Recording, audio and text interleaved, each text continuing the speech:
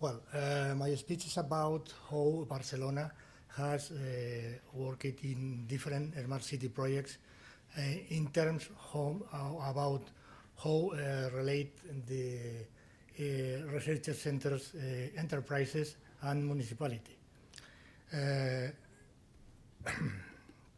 Okay, the vision of Barcelona is highly focused in how we provide services to the city and to the people and the enterprises, and how we perform a healthy integration and a social cohesion. Okay, in this, with this idea, in the last organization of the municipality, we create a big area where coordinate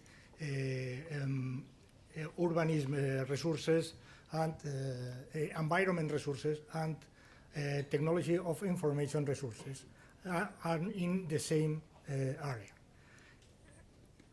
And this coordination is named MESI strategy with three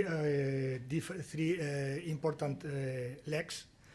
Focused in mobility with different projects. The most important is Mobile World Capital and Mobile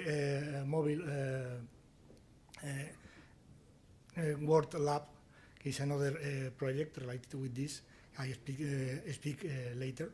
And several projects of e-administration and several projects related with smart city. Seeing smart city not only as a city of Barcelona, and we see a smart city as the addition of all metropolitan area of Barcelona, the big Barcelona.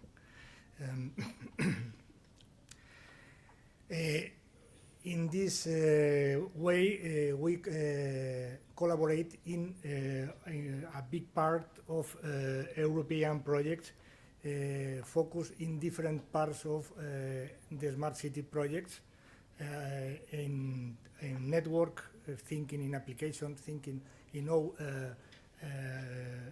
make the data warehousing of the information and the access of citizens and corporative networks to our information. One of the most important projects we participate and promote is the City Protocol. The City Protocol is in the top of the functions of the projects we work. The idea of the City Protocol is coordinate all the cities of the world in all that you have in common. And decide protocols and things to do and procedures possible to replicate in the different cities, and has a possible coordination between the cities. You have more information in the link of the slide. The other important point of view of Barcelona is the collaboration between the public partners and private partners and research centers and universities, taking a strong relationship in several projects in terms of how manage the city, how manage the enterprise, and how manage the research centers. The most important research centers in the area of Barcelona are in these research centers you can see here. We participate in all these research centers with Generalitat of Catalonia, the government of Catalonia, and start a new project we named Mobile World Lab, or where we think in use the big Barcelona has a lab for enterprises, research centers, and enterprises, especially startups.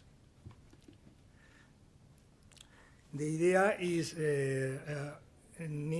was born in the Urban Lab project. Urban Lab project was born between 2008 and last year, and works with more projects in the 22 district mainly. And the idea of the Urban Lab project was to provide two startups and two interesting projects for the city, an area to deploy each project with the idea of a municipality has experience in this technology, and the startup or enterprises related with the project has a cheap possibility to have experience with its projects or its services. Some of these projects you can see in these slides. In fact, there are more projects, and it's difficult for me to explain all. If someone of you has needs information, send me an email and I send you information.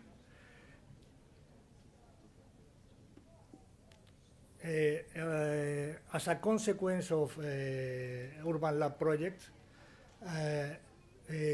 we decide to advance in the establishment of a legal framework to provide relationship between private and public enterprises and research centers. And we open the possibility to other enterprises and other research centers of the other countries or regions of the world can collaborate in this project, thinking in the use of Barcelona as a living lab for services and products. An example, we have a list of these projects here. Okay. And an example is of our conclusions was, sorry. An example is how we evolve in the municipality, or main problem in information systems. In 2007, we have a problem of vertical applications, and we built today a horizontal model based in a main data warehouse system and all the sensors, machine to machine, and basing Internet of Things techniques, connect with data warehouse, and the applications take information about in the data warehouse. That is a consequence of the collaboration with private enterprises. Okay.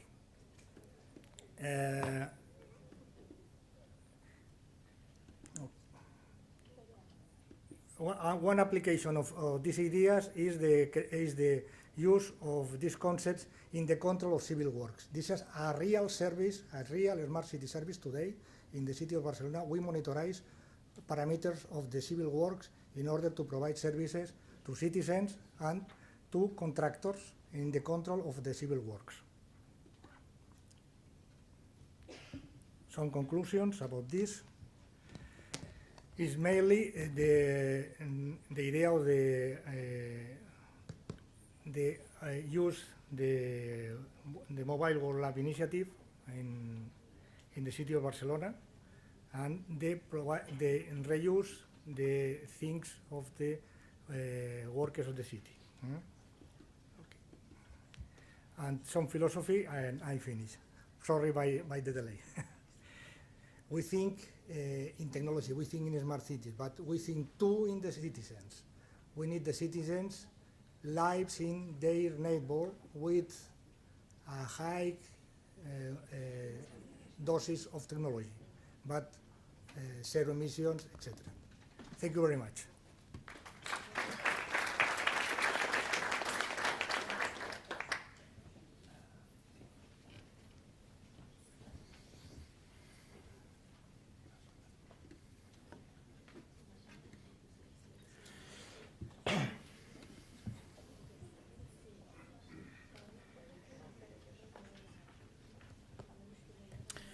Good afternoon, everybody. How you doing?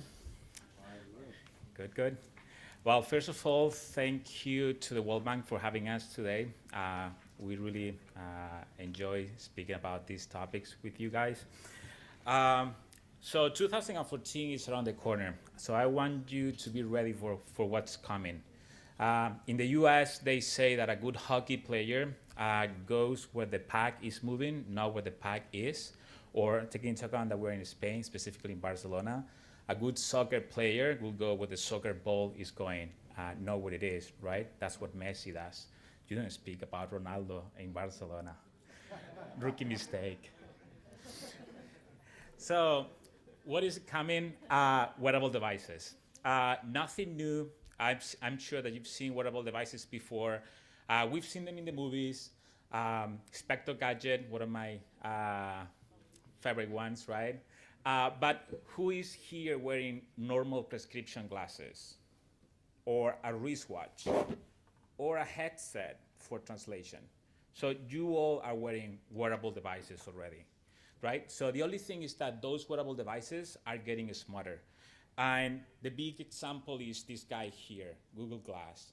So Google Glass is like the new, biggest, best wearable device. It's an open platform everybody can use to develop apps right now. And it does so many things. You can take pictures, you check your email, you can just play music, you can read your news. Do you mind if I take a picture of you right now? Okay, so I just click here, I just took a picture. So that's pretty fun, right? But that's not the only wearable device that is coming. We've seen smart wristbands as well, especially for fitness. The Nike Fuel Band, the Fitbit, they start having screens. The smartwatches, of course, the smartwatches.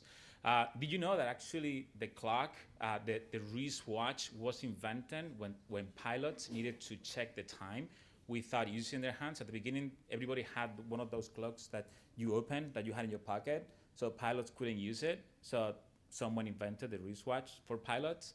So they invented wristwatches just to be able to check the time hands-free. Now you can have a full computer hands-free. You can have a touch screen, you can take pictures, you can use your GPS, maps, email, music, whatever you want in your wristband. And that's coming. So, and we don't even know what else is gonna be in the market next year. Google is rumored that it's gonna have a new smartwatch. Apple is rumored that it's gonna have another smartwatch. There is also the NFC ring, a ring like this one I'm wearing right now, that you can unlock your phone just passing your hand on your phone. So those are all wearable devices that are coming, that are smart devices that your city could benefit from. So I wanna give you like 10 ideas that we have about wearable devices and cities. So first one is, when I have a video conference with Google Glass, instead of seeing my face, the person I'm talking to sees what I see. So I could have my taxes in front of me, or my IKEA furniture, or my cooking, or my flat tire, whatever I wanted, right in front, and someone could connect with me and help me out. So the city could provide real-time support to citizens, and you will be able to see what your citizens see. You could help with disaster response. Before starting this company, I actually worked for the World Health Organization doing disaster response, H1N1, swine flu, Haiti earthquake, the cholera outbreak. So you have first responders that need to use their hands for supplies, to drive, to do all kinds of things, but you can still get them information on their wearable devices. They can still use their hands for whatever they need, and you can still get them information. Or they can take pictures and share them back with the headquarters very easily. What else? Imagine police officers. These devices are connected to the GPS, so you can basically dispatch police officers based on their location. You can send them real-time video. You can send them information as you have it. They don't even need to be checking any screen in the car or in the phone or anything. They can just be walking in the street, riding a bike, a horse, whatever they want, and they will be able to receive information. Same thing with firefighters. Firefighters need to get into the fire, and you can send the plan, an updated plan of the building they need to work. And not only that, I don't know if you saw these wearable devices in the market right now, they have sensors.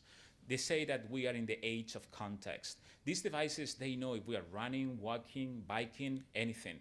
And they know our vitals. They know if we had a heart attack. We could actually help our helpers before they even know that they need our help. So that's another thing that we could benefit from wearable devices. Open 311 is a clear example. Remember the picture I took of you at the beginning of this session? If I wanted to share it with my Twitter, I just need to tap twice here. But imagine that instead of sharing it with Twitter, I would share it with my city. And I see something in my city that is wrong, and I can share it immediately with you. And not only you will have the information of what's wrong, you will know the person who is sharing it, and you will know the exact location where that happened. What else? You can send messages to your citizens. Imagine health habits. You can tell them every day you should take the stairs, you should go for a walk. You could connect your specialists, your doctors, with your citizens immediately. And you could send them messages in a very personalized way because you have information about them. You know if they are males, females, young, older. You can just send them anything, anytime, based on their location and based on their personality. This is something we are actually working with a couple of institutions back in Washington, D.C., where we're coming from. This one is with Collective Actions. I don't know if you know them, but they fight street harassment. They love this idea, having like a red button where you can report anybody misbehaving. Another example in D.C., this is maternal and child health. Mothers wanted to do breastfeeding anywhere in the city. And imagine a mother with their babies and doing groceries and buying stuff and taking calls. They want to have safe spaces that they can share with other mothers, that they can do breastfeeding all over the city. So we're creating this map for them so that they can actually use wearable devices to get maps on the wearable devices. Another one that I really want to see is like city tours. I was back in my hometown in Granada a few days ago, and I would love to have some touristic information here in my class. So I could be walking and my city could be telling me what are the most important things that I can check and what events are happening around me. More maps and transportation. If I'm walking in the street and I want to go somewhere, my city could tell me exactly where the next bus is coming, the metro, they could give me plans, maps. I could report back to the city if things are not working well. I could share with other citizens, I could share with my friends, where am I? All of this is already possible and can already be built on wearable devices. Another one that we're doing in DC, this is city alerts. I don't know if you know, but the city of DC is doing a great job informing their citizens about information that is relevant. Washington, D.C., if you live in Washington, D.C., you know that every day there is a demonstration, there is a motorcade, there is something that is not working, if not a snowmageddon, and we close the city for a week. So we need to be updated about what's happening. While the city of D.C. sends these updates, we connect them those updates with our wearable devices. And not only that, because I'm not in DC right now, I didn't need to do anything, I stopped receiving those updates. So these are intelligent, smarter updates. Updated not only based on topics that I'm interested, but also based on my location. So those are some ideas that I wanted to share with you. We are a company based in Washington, D.C. We've been doing wearable devices since the beginning of the year. We are members of the Google Glass Explorer program. We've been working with a number of institutions like National Geographic to bring information to wearable devices. So thank you very much and hope to talk to you later.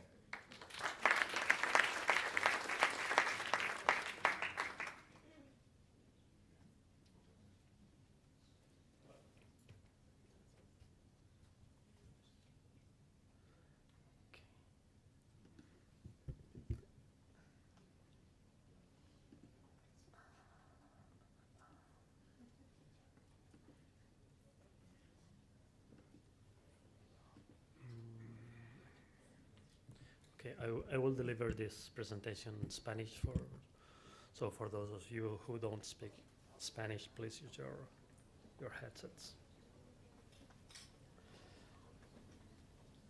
Muy bien. En los últimos 2 años hemos recibido todos muchas informaciones acerca de los vehículos autónomos y su tecnología, y fundamentalmente en estos momentos hay 2 aproximaciones a este reto.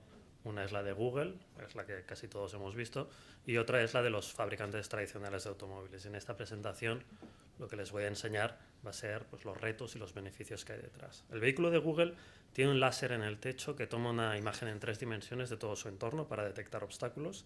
Tiene sensores de proximidad, tiene cámaras de reconocimiento de imagen para señales verticales y horizontales, y toda la información se procesa dentro del coche. La tecnología es dentro del coche.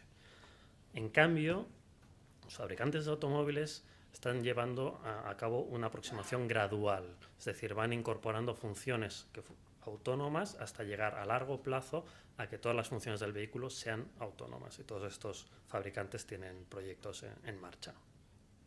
También lo que distingue el proyecto de los fabricantes de automóviles es que utiliza comunicaciones entre vehículos y comunicaciones del vehículo con la infraestructura, con lo cual hay cosas que pasan fuera del vehículo, a diferencia del concepto de Google. Y esto es muy importante porque la industria del automóvil se basa en estándares y las innovaciones disruptivas son muy difíciles de llevar a cabo en el mundo del automóvil. Sea cual sea la solución, lo que está claro es que va a ser un proceso que no va a ser de la noche al día, y podemos imaginar 3 escenarios. Uno a corto plazo, 10 años vista, con pocos vehículos autónomos; otro a 30 años vista, con quizá la mitad de la flota autónoma; y otro a 50 o 60 años vista, con muchos vehículos, ya toda la flota autónoma. El primer gran beneficio de 10 años vista son los accidentes de tráfico. Hay más de 1 millón de muertos en todo el mundo en accidentes de tráfico todo el año. Eso es el 2% del Producto Interior Bruto mundial. Ya hay vehículos hoy en día que detectan un peatón y frenan de forma autónoma el vehículo, y eso puede ser un gran beneficio. También a 10 años vista lo que vamos a ver es que esta tecnología va a ser muy cara y va a ser muy difícil que los usuarios finales la compren. Pero, por ejemplo, puede haber flotas que sí puedan tener la fuerza financiera para implementarlos, como por ejemplo los taxis o entornos cerrados como esta feria o un aeropuerto. También, dentro de 10 años no vamos a ver muchos vehículos autónomos, pero vamos a ver millones de vehículos conectados a Internet. Y esto va a permitir que, por ejemplo, paguemos el seguro del automóvil solo en función del uso que hacemos, o paguemos el uso de las infraestructuras solo por el uso que hacemos, o recibamos alertas de tráfico para evitar congestión, o alertas de averías para prevenir averías.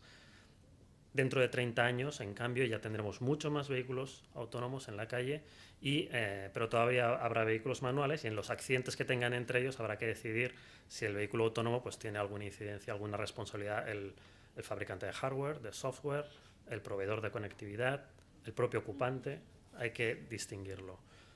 También habrá nuevos nichos para el vehículo autónomo. Menores de edad, personas que son demasiado mayores para conducir, gente que ha bebido o que está demasiado cansada para conducir. Todas estas personas podrán ir ocupando pequeños nichos para el vehículo autónomo, y nos empezaremos a preguntar si hay que sacarse una licencia de conducir.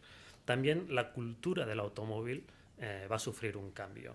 Es decir, ahora mismo los fabricantes de automóviles venden sus vehículos apelando a la libertad, al poder estar en control de la máquina, y esto en un vehículo autónomo que se mueve solo no tiene mucho sentido. Con lo cual vamos a pasar, en vez de comprar, a usar vehículos, ¿no? Dentro de 50 años ya nos encontraremos con un vehículo que nos puede dar una experiencia de principio a fin plenamente autónoma, y quizá pues, bueno, algunas tareas como trabajar se hagan de forma remota, pero habrá una cierta movilidad y unos pocos vehículos dando servicio a mucha gente.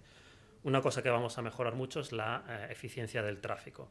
No necesitaremos señales de tráfico, se podrá organizar el tráfico de forma remota para evitar congestiones, con lo cual va a haber mucha mayor eficiencia energética a la hora de mover el tráfico.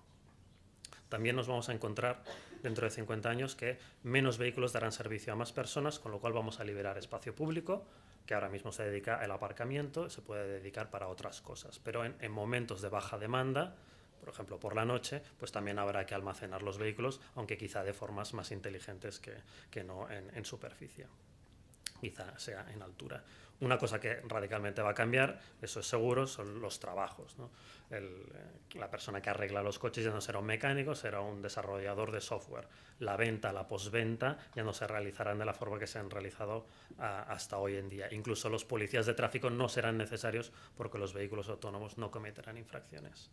La logística también puede cambiar en gran manera, tanto de largo recorrido como de última milla dentro de las ciudades. En largo recorrido, los trenes autónomos de camiones pueden ahorrar hasta un 20% de energía, y en corto recorrido, pues un vehículo autónomo puede organizar el interior del vehículo para llevar más mercancías y, por lo tanto, utilizar menos recursos. Retos. Un reto importante, los hackers. Son vehículos hiperconectados, los vehículos autónomos, con lo cual un ciberterrorista puede atacar masivamente muchos vehículos remotamente. Esto va a ser un problema que va a haber que resolver. Otro problema a resolver va a ser pues bueno, el concepto de libertad, de poder ir donde quieras, cuando quieras, con quien quieras y que nadie lo sepa. Un vehículo autónomo estará hiperconectado y se sabrá con quién vas, cuándo vas, cada cuánto vas, y eso va a ser pues bueno, un cambio cultural que es difícil de producir en una única generación. También vamos a ver la necesidad de cambiar la legislación. Hoy en día tenemos la Convención de Viena de los años 60 que indica que un coche debe estar siempre en control del conductor. Eso está traspuesto a más de 60 países en su legislación nacional y eso hay que cambiarlo y es un proceso que no se da de la noche al día, hay que cambiar poco a poco muchas legislaciones nacionales. Y por último, especialmente si triunfa la aproximación de los fabricantes de automóviles de un incremento gradual de funcionalidades autónomas, va a haber un problema de distracciones en el momento de pasar del modo autónomo al modo manual. Si estás distraído leyendo un libro y te pide el coche que tomes el control del vehículo, ¿qué va a pasar? Muchas gracias.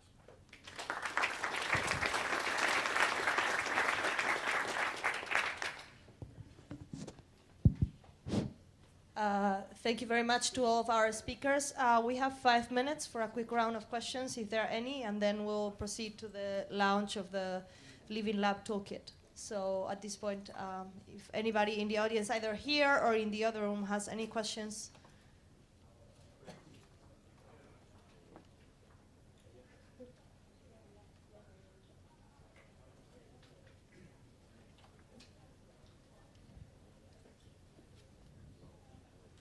Thank you.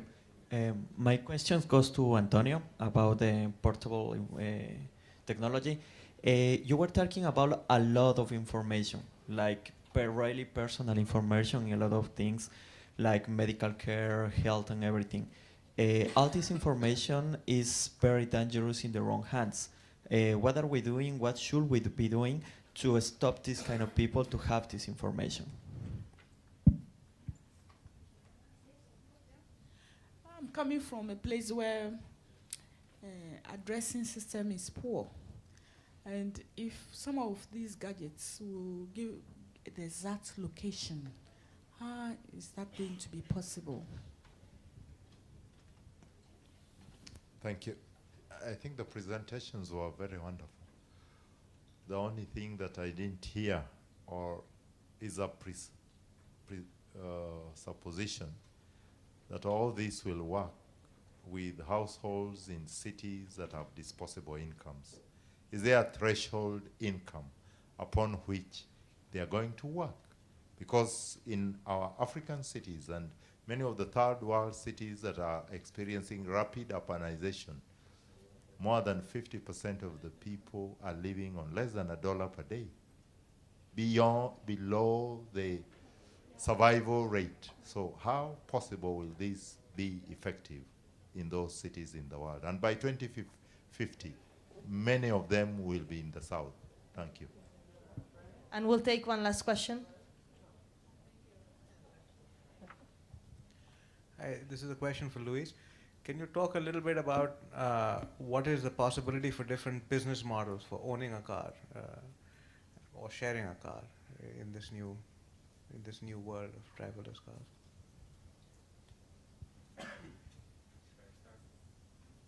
Can you hear me? Can you hear me now? Can I have the mic, maybe, or I can just speak up? Maybe you can speak to the glasses if they will.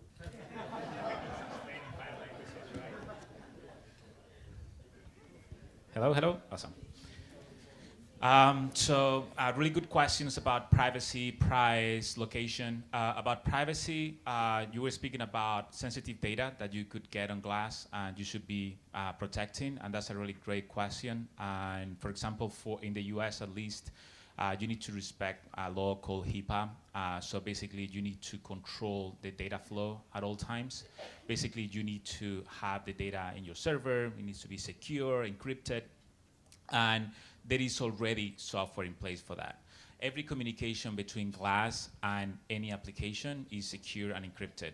And if you want to have full control of that data and you don't want to share any of that information with Google, you can.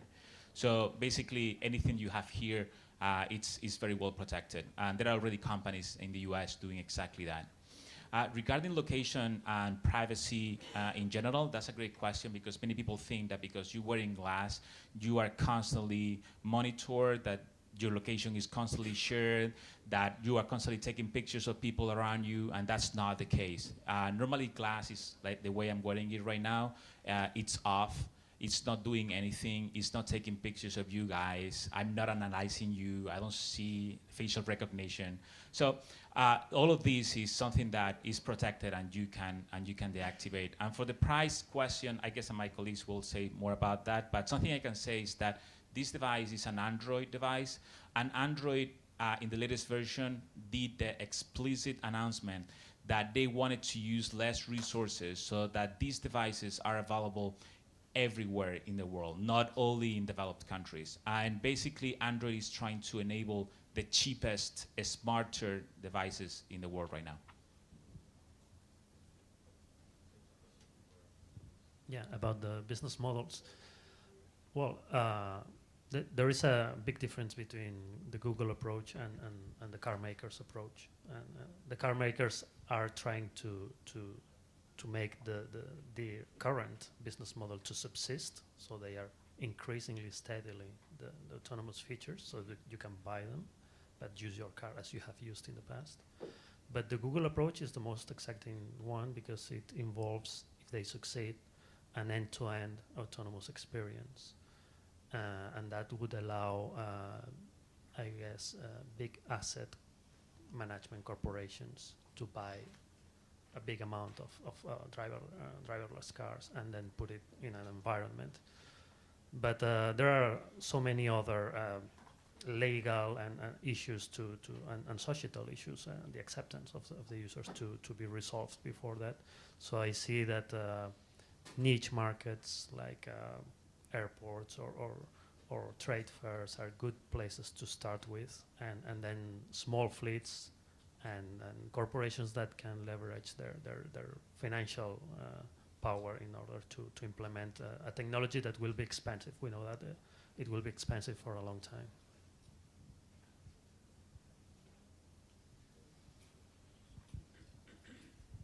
Just a couple of comments on the questions over here. I mean, on the point about location, I mean, I just saw one interesting article earlier today, in fact, which was commenting about the mapping work that was done with the result of Hurricane Haiyan that went through the Philippines.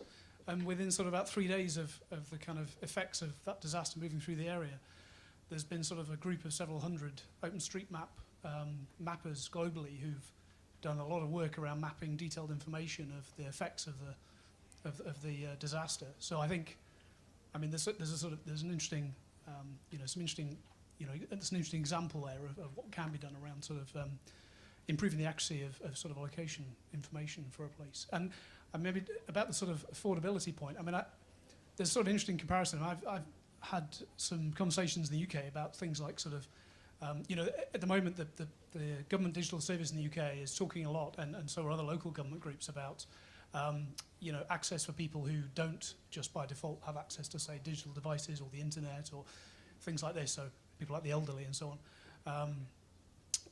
Or people with who don't have access to it, and I would imagine from what I've read, I don't have direct experience of this, but it's probably more resilient in perhaps parts of the world like Africa and so on, where people have a culture of sort of sharing things like mobile phones and devices, and I think it's sort of interesting that probably happens, and in the UK, which I'm sort of perhaps more familiar with, that's almost perhaps harder to achieve. So I think.